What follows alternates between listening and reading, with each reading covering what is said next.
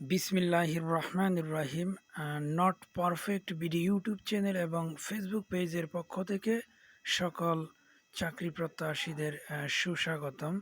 সাম্প্রতিক সময়ের আরও একটি নিয়োগ পরীক্ষা অর্থাৎ 1/6/2025 তারিখে অনুষ্ঠিত পররাষ্ট্র মন্ত্রণালয় ব্যক্তিগত কর্মকর্তা পদের লিখিত প্রশ্নের সমাধান নিয়ে আলোচনা করব। ইনশাআল্লাহ শুরু থেকে শেষ অবধি সাথেই থাকবেন। পূর্ণ মান ছিল 100, সময় 90 মিনিট। প্রথমে আমরা বাংলা অংশের আলোচনা করব। 1. ভাব সম্প্রসারণ করুন। মঙ্গল করিবার শক্তি ধন বিলাস দন নহে। এখানে বিস্তারিত লেখা আছে, আপনারা পড়ে নেবেন।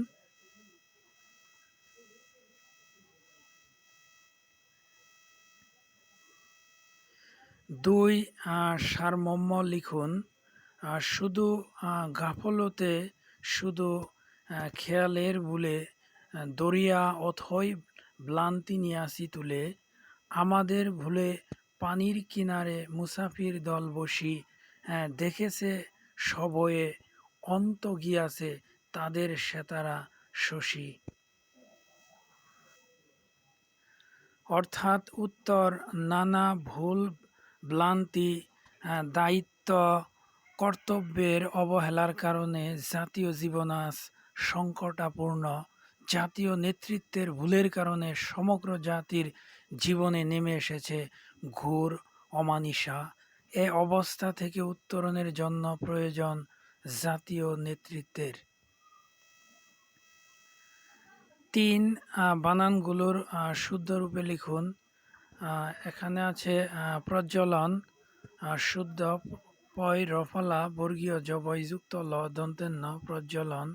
তির্যক আর শুদ্ধ, তয় রসিকার জয় রেফ ক তির্যক।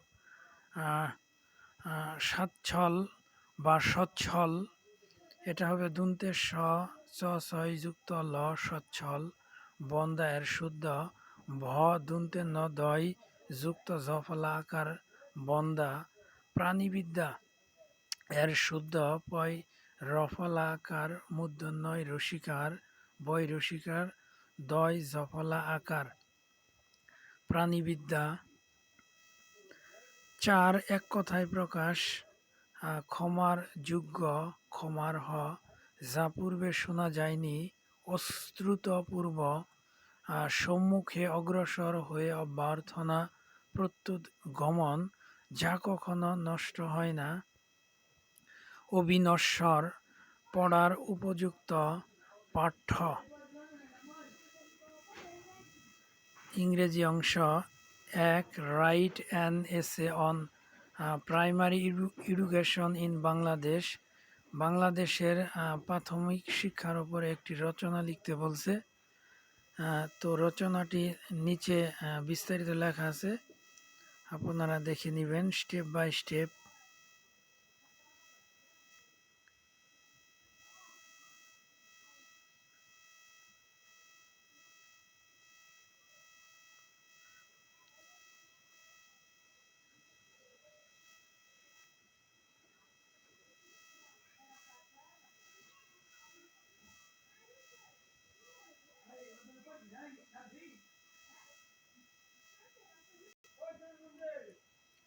দুই, write a letter to the editor of a daily news paper complaining about the inefficiency of the drainage system in your town. এখানে একটা আবেদনপত্র অথবা চিঠি লিখতে বলছে ডেইলি নিউজ সংবাদপত্রের সম্পাদকের কাছে। তোমার শহরের নিষ্কাশন ব্যবস্থার অদক্ষতার অভিযোগ করে একটি চিঠি লিখতে বলছে, আপনারা অবশ্যই দেখে নেবেন।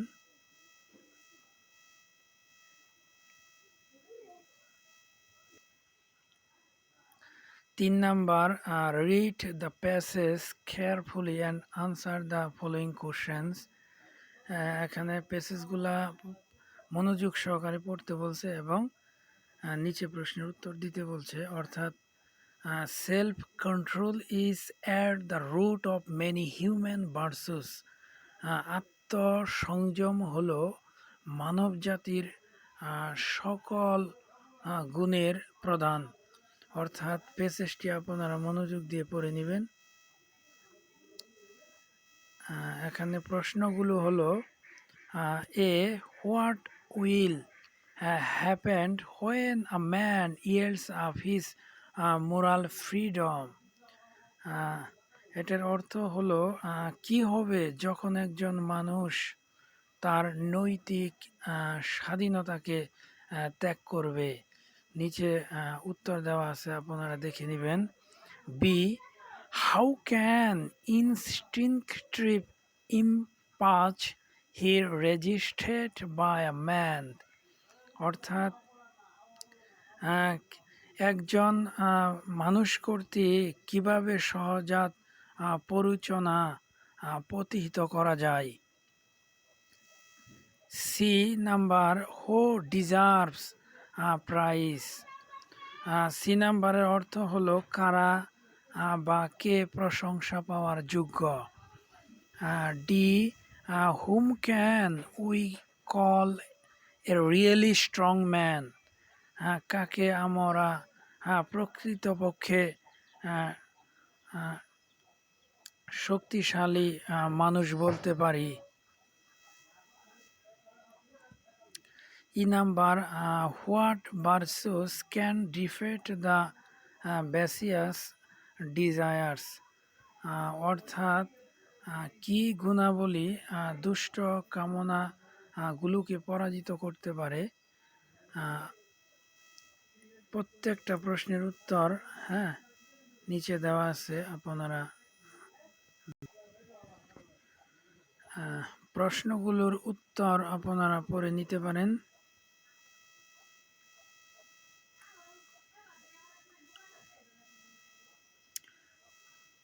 4 number, correct the following sentences.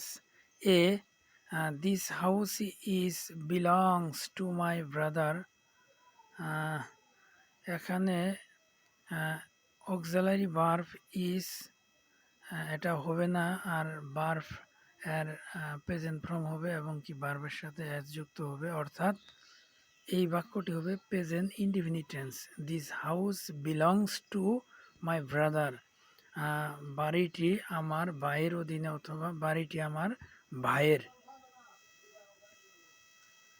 B number, I could not help to praise her.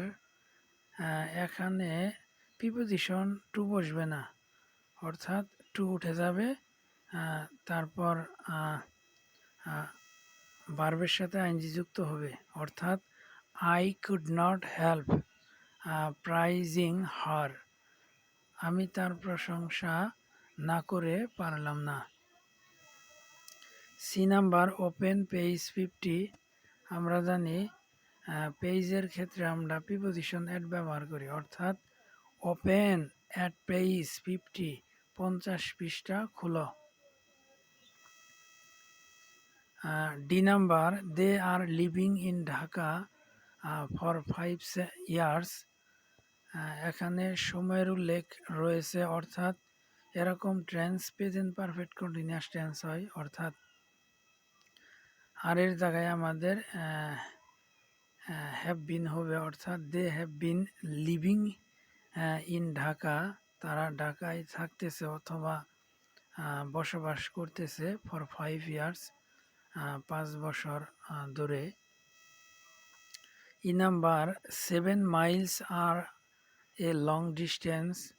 R mile শব্দটি হলো সিঙ্গুলার, অর্থাৎ এখানে আর এর জায়গায় অক্সিলারি ভার্ব ইজ বসবে। অর্থাৎ 7 miles is a long distance. 7 mile হলো একটা দীর্ঘ দূরত্ব। 5, fill in the blanks with appropriate preposition. অর্থাৎ শূন্যস্থান দিয়ে বাক্যগুলো পূরণ করতে বলছে। এ, অ্যাস অ্যান ওরাটর, ওরাটর অর্থ বক্তা, হি ইজ সেকেন্ড টু নান, এখানে প্রিপোজিশন হিসেবে টু বসবে, অর্থাৎ বক্তা হিসেবে তিনি দ্বিতীয়টি নন অথবা সবার উপরে। B integrity is braided dash courage and honesty, এখানে ব্রেডেড ইন, অর্থাৎ ইন্টিগ্রিটি নৈতিকতা ইজ ব্রেডেড ইন গঠিত হয় কারেজ অ্যান্ড অনেস্টি, সাহস এবং সততার কে ভিত্তি করে।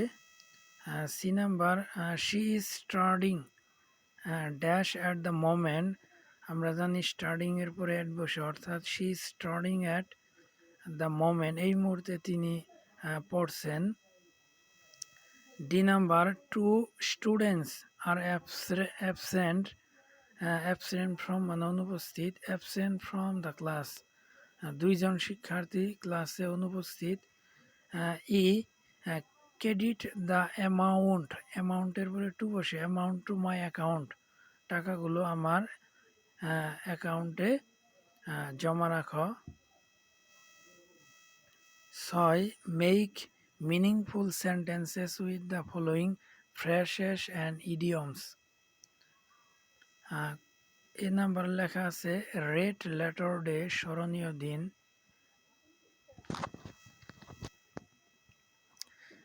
বি টু অ্যান্ড ফ্রো, এদিক সেদিক অর্থাৎ সামনে পেছনে।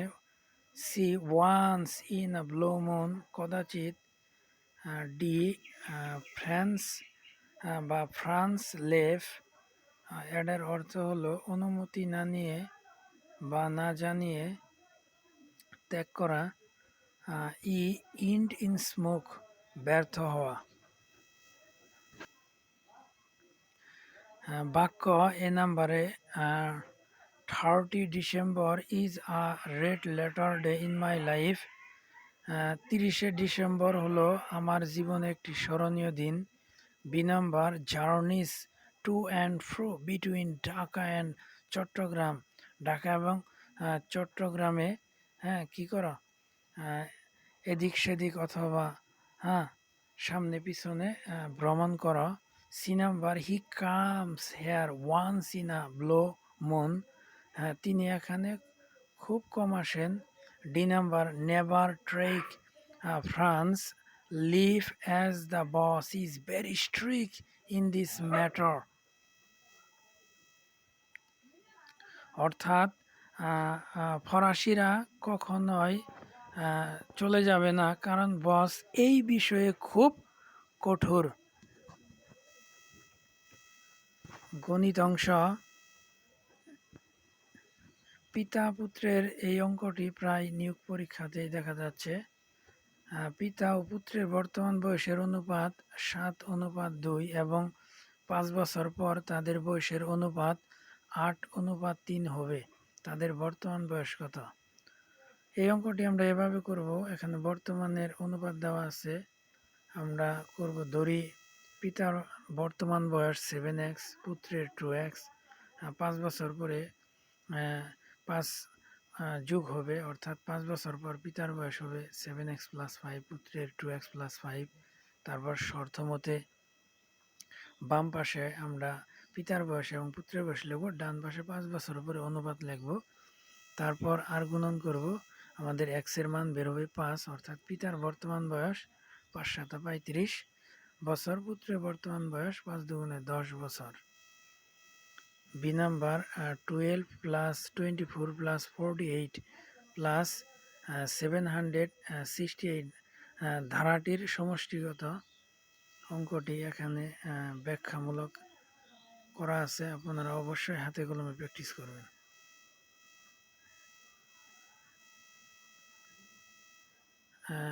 2-এর এ বীজগণিত অঙ্ক, এই অঙ্কটিও প্রায় নিয়োগ পরীক্ষায় দেখা যাচ্ছে। যদি a সমান √3 + √2 হয়, তবে a⁴ + 1/a⁴ এর মান বাহির করুন। আমরা দেওয়া আছে a সমান √3 + √2 লিখব। তারপর আমরা উপরে অর্থাৎ লব 1 ধরব। তারপর ডান পাশে আমরা ডান পাশের অংশে লব ও হরকে আমরা √3 - √2 দ্বারা গুণ করব। অর্থাৎ 1/a এর মান বের হলো √3 - √2। তারপর অতএব দিয়ে আমরা লিখব a + 1/a, তারপর মান বসাবো। আমাদের মান বের হবে 2√3। তারপর আমরা এখন দিয়ে a³ + 1/a³ অর্থাৎ a³ + b³ এর সূত্র ব্যবহার করব। a + b³ - 3ab * a + b, তার মান বসাবো। এটা রেজাল্ট আসবে 18√3। বি নাম্বার, যদি লক x 324 = 4 হয় তবে x এর মান বের করতে বলছে। আমরা দেওয়া আছে লিখব, লেখার পরে আর ডান পাশে যে 4 আছে এই 4টা আমরা বাম পাশে নিয়ে আসবো, x এর উপরে দিব সমান সমান আমাদের বাম পাশের যে 324 অর্থাৎ 324 ডান পাশে নিব। তারপর 324কে 81 এবং 4 ভাঙানো হলো, মানে গুণ করলে 324 হবে। তারপর 81কে ভাঙানো হলো 3 এর পাওয়ার 4 দিয়ে, মানে গুণ করলে 81 হবে। আবার 4কে √2 উপর দিয়ে পাওয়ার 4 দেওয়া হলো, গুণ করলে ওই 4ই হবে। অর্থাৎ উভয় পাশের পাওয়ারগুলো সমান করা হলো। তারপর পাওয়ার উঠাই দেওয়া হলো, x এর মান বের হলো 3√2। 3 নাম্বার, একটি বৃত্তাকার মাঠের ব্যাস 124 মিটার, মাঠের সীমানা ঘেঁষে 6 মিটার চওড়া একটি রাস্তা আছে, রাস্তার ক্ষেত্রফল নির্ণয়। এখানে চিত্র সহ খুবই ভালোভাবে অঙ্কটা করা রয়েছে, আপনারা অবশ্যই দেখে নেবেন। সাধারণ জ্ঞান 1, সাংবিধানিক প্রতিষ্ঠান বলতে কি বোঝায়? বাংলাদেশের কয়েকটি সাংবিধানিক প্রতিষ্ঠানের নাম লিখুন। উত্তর, সাংবিধানিক প্রতিষ্ঠান বলতে এমন প্রতিষ্ঠানগুলোকে বোঝায় যেগুলো একটি দেশের সংবিধান অনুযায়ী গঠিত এবং যাদের দায়িত্ব ও কার্যপ্রণালী সংবিধানে নির্ধারিত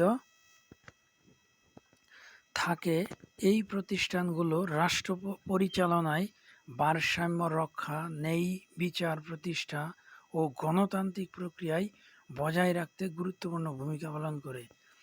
বাংলাদেশে কয়েকটি সাংবিধানিক প্রতিষ্ঠানের নাম: জাতীয় সংসদ, বাংলাদেশ নির্বাচন কমিশন, বাংলাদেশ সুপ্রিম কোর্ট, বাংলাদেশ মহাহিসাব নিরীক্ষক ও নিয়ন্ত্রকের কার্যালয় এবং কি সর্বশেষ বাংলাদেশ সরকারি কর্ম কমিশন।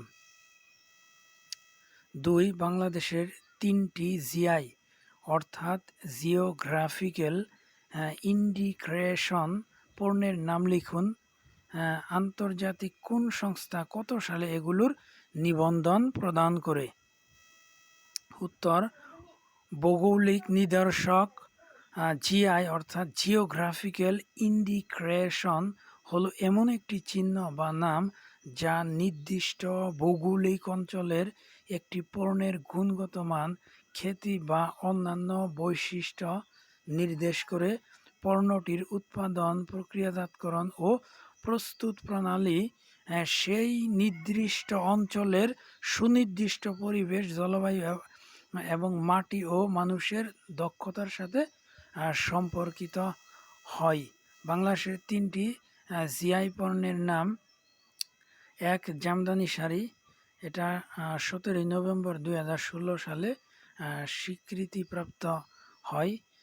2, ইলিশ মাছ, 17 আগস্ট 2017 সালে এটা স্বীকৃতিপ্রাপ্ত হয়।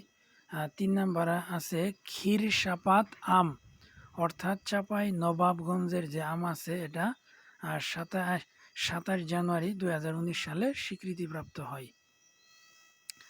আন্তর্জাতিক সংস্থা ও নিবন্ধন: আন্তর্জাতিকভাবে জিআই বিষয়টি নিয়ন্ত্রণ করে World Intellectual Property Organisation, WIPO, হ্যাঁ, বিশ্ব মেধাস্বত্ব সংস্থা, এর সদর দপ্তর জেনেভা, সুইজারল্যান্ড।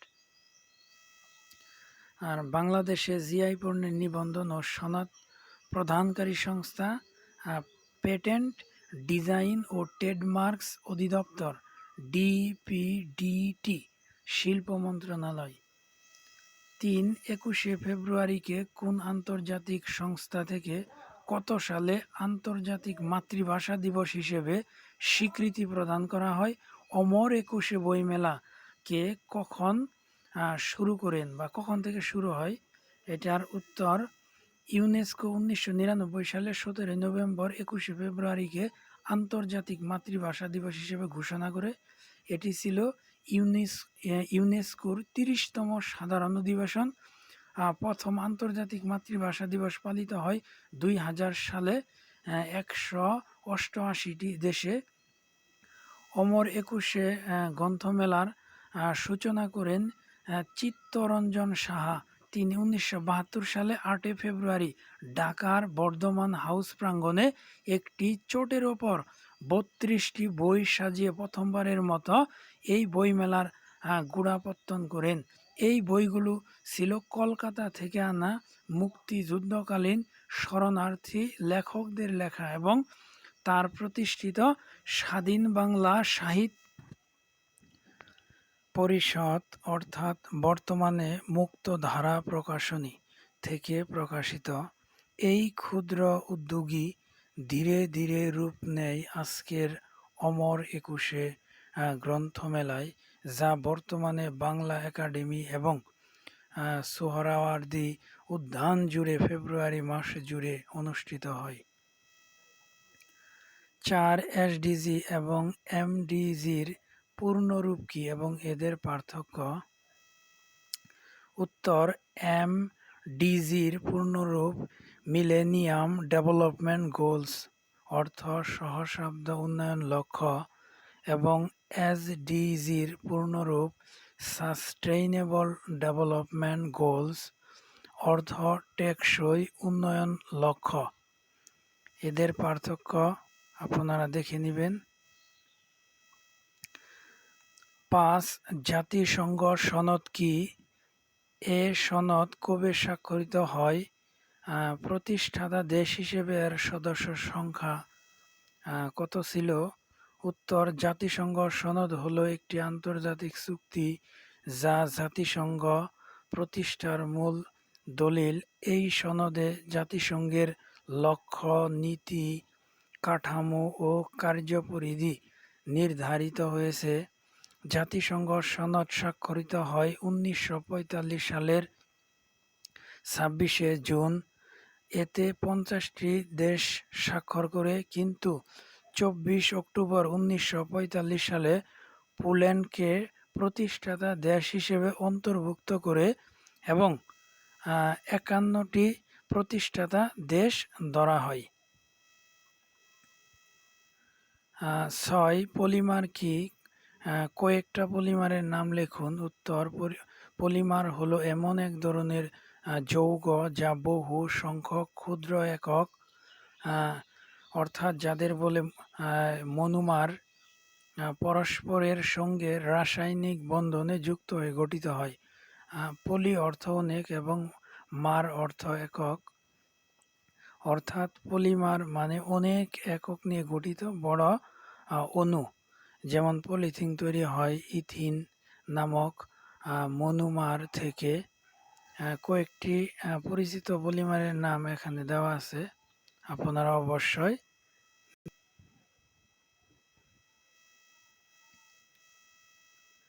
7 বাংলাদেশের প্রাকৃতিক জ্বালানির অন্যতম উৎসগুলোর নাম লিখুন। উত্তর, বাংলাদেশের প্রাকৃতিক জ্বালানির প্রধান উৎসগুলো হলো প্রাকৃতিক গ্যাস, কয়লা, জ্বালানি তেল, বায়োগ্যাস, জৈব বজ্র বা গোবর গ্যাস, পেট্রোলিয়াম জাতীয় খনিজ এবং কি পিট জলাভূমিতে পাওয়া যায়, জ্বালানি রূপে ব্যবহৃত হয়। 8 ক্লোনিং বলতে কি বোঝায়? কত ধরনের ক্লোনিং হয় তার নাম লিখুন। উত্তর: ক্লোনিং হলো এমন একটি জৈব প্রক্রিয়া যার মাধ্যমে কোনো জীব বা কোষের জিনগতভাবে অভিন্ন কপি তৈরি করা হয়, অর্থাৎ মূল জীব বা কোষের ডিএনএ এর সঙ্গে সম্পূর্ণ মিল রয়েছে এমন অনুলিপি তৈরি করা। প্রকৃতিতে যেমন ব্যাকটেরিয়া বাইনারি ফিশনের মাধ্যমে নিজেকে ক্লোন করে।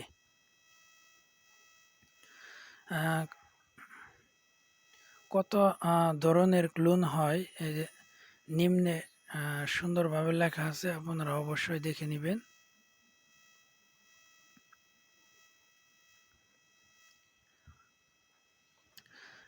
ধন্যবাদ সকলকে সাথে থাকার জন্য। সেই সাথে একটি অনুরোধ, লাইক, কমেন্ট এবং সাবস্ক্রাইব করার মাধ্যমে চ্যানেলটির পাশে থাকবেন। আল্লাহ হাফেজ।